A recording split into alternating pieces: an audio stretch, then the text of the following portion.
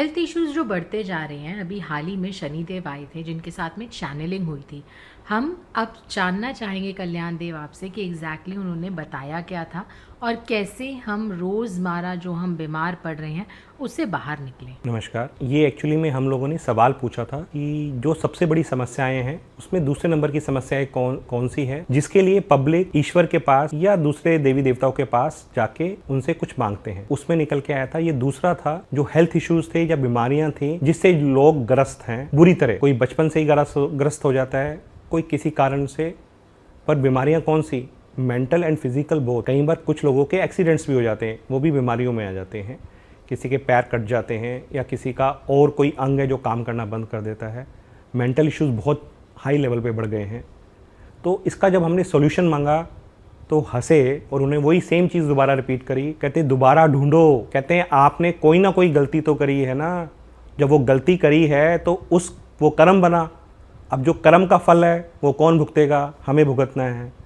हमें भुगतना है तो हमें भुगतना पड़ेगा। हम लोग या तो हंस के करें वो काम या रो के करें। अगर आपको अपना कर्म मालूम चल जाएगा कि ये गलती आपने किस लिए करी थी तो यकीन मानिए आपका दर्द बहुत हद तक कम हो जाता है। आपका कम से कम 80% दर्द कम हो जाता है, क्योंकि आपका सोचने का और समझने का तरीका ही बदल जाता है। तो इसलिए कर्मों को ढूंढें और उनसे रेक्टिफाई करें। रेक्टिफाई कैसे करना है? फिर दोबारा माफिया मांगनी है। कर्म कैसे देखने हैं? कर्म कैसे देखने हैं, जो हमने एक सिंपल सा वीडियो बनाया है, 15 से 20 मिनट का है।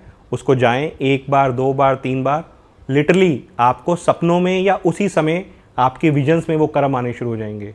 उन कर्मों की माफ़ी मांगिए, कुछ को कैंसिलेशन में डालिए और आगे बढ़ जाइए। हाँ, माफ़ी मांगने का जो प्रोसेस है वो बहुत लंबा नहीं है, बहुत सिंपल है।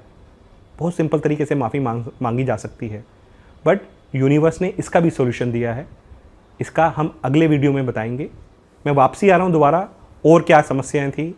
आपने माफ़ियाँ मांगी, अपने कर्म देखे, उसके बाद क्या? आपको लोगों की मदद करनी है। जो बीमार लोग हैं ना, उनकी मदद करनी है। दूसरी बात, अगर घर में दवाइयाँ रखी हुई हैं ना पुरानी, चाहे एक्सपायर्ड हैं चाहे अनयूज्ड हैं, उनको धन्यवाद करें और घर से बाहर निकाल दें। क्योंकि अगर आप ये सोच के बैठे हैं कि हमें दोबारा ज़रूरत पड़ेगी तो दवाई होनी चाहिए, तो ये बीमारी का आगमन के लिए आपने एंट्री पॉइंट खोल दिया है। उसे रिमूव करें। हाँ, क्योंकि आपने उनकी सेवाएं ली थी तो उनका धन्यवाद करना ज़रूरी है ना। हाँ, अब रही बात इसके आगे क्या करें। जब थोड़ा सा और आगे बढ़ते हैं तो डेली रूटीन में ना मंत्र जाप ले आए। कुछ तो मंत्र जाप आप रेगुलर कर सकते हो, कुछ माफ़ी के लिए हो गए। बट रात को सोने से पहले अगर एक माला कर सकें, एक माला नहीं 51 कर सकें, 51 नहीं 11 ही कर सकें, कम से कम किसी देवी का महामंत्र करें। या जो मैं कहता हूँ ना, ओम महादेवी महादेवी नमो नमः, उसको करके सोएं। यकीन मानिए आपको बहुत ही आराम मिलेगा।